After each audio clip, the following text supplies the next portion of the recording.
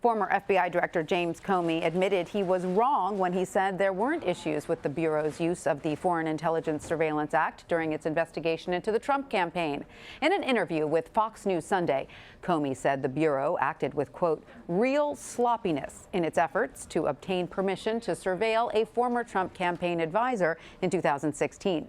He was, of course, responding to the Justice Department's Inspector General report that found several omissions and inaccuracies in Fisa applications. 17 significant errors in the Fisa process, and you say that it was handled in a thoughtful and appropriate way. Yeah, he's right. I was wrong. I was overconfident in the procedures that the FBI and Justice had built over 20 years.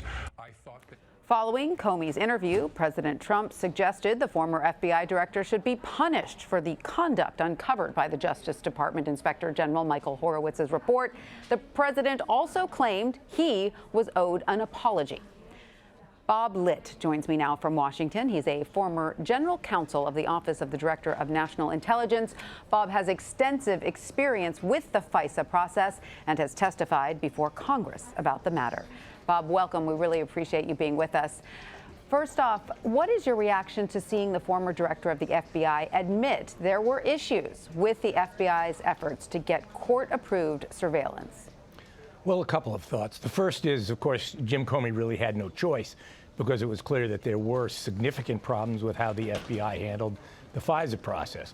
The second thing, of course, is that when Comey said he had been vindicated, he was referring to something else, which is that the Inspector General found, number one, that the Russia investigation was not a witch hunt, but it was a properly opened investigation, and number two, that there was absolutely no evidence of political bias on behalf of the FBI.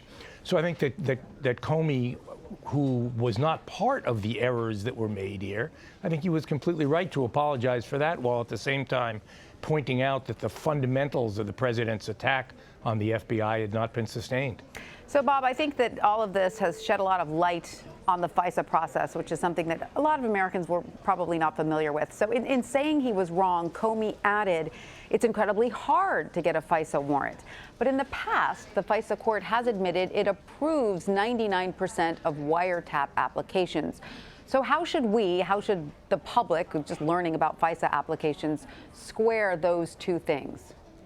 Well, the 99% figure is a little bit misleading in a couple of respects. The first is that it doesn't take account of Fisa applications that start the process in the FBI, but that never make it through to the end because they're internally stopped as inadequate. And the second thing is that the chief judge of the Fisa court some years ago wrote a letter to Congress in which he pointed out that something like 20 to 25% of the applications that are submitted are sent back by the court for modification or changes or narrowing, so that the 99% is what happens at the end of the day after a significant back and forth between the court and the FBI. That being said, do you believe the Fisa process is sufficiently tight or it's a little too loose? So I don't think we have a Fisa problem here. I think we have an FBI problem here. The problem in this case was that people at the FBI did not follow their own procedures. The Department of Justice, if you read the Inspector General's report, the Department of Justice was asking all the right questions, and the FBI was hiding information from them. So I think that Director Wray has it now on him to reform the FBI's processes so that they conform with the law. So you don't think any amendments need to be made to the Fisa process as long as it's carried out the way it's supposed to be carried out? Well, I think that one thing that could be considered is greater disclosure of Fisa warrants when they are used against a defendant in a criminal case. Right now, the defendant never gets to see the Fisa warrant, even if there's evidence derived from Fisa that's going to be used against him. And so I think that that's a change that could be made. But I think that basically the process doesn't require extensive tinkering of the sort that some people have been proposing. Right. Okay. So Attorney General William Barr last week said the omissions in the Fisa applications, as per the Horowitz report, leave open the possibility that the FBI acted in bad faith when it launched the investigation into the Trump campaign. James Comey was asked about that, and here's that exchange. Given the repeated errors, some would say abuses of the Fisa process, does Attorney General Barr have a point? No. He does not have a factual basis as the Attorney General of the United States to be speculating that agents acted in bad faith. The facts just aren't there. Full stop. That doesn't make it any less consequential, any less important, but that's an irresponsible statement. So when the Attorney General says something like that, it's significant. So, you know, Bob, as someone who used to work for the Justice Department, do you think that Barr's assertion creates any doubt in how employees there at the FBI go about their day-to-day work? Well, I think people at the FBI and at the Department of Justice are probably very concerned right now about entering into any kind of investigation that may be proved controversial, because you have a situation where the Attorney General is, not to overstate this, but is basically making things up for the purpose of attacking his own agency.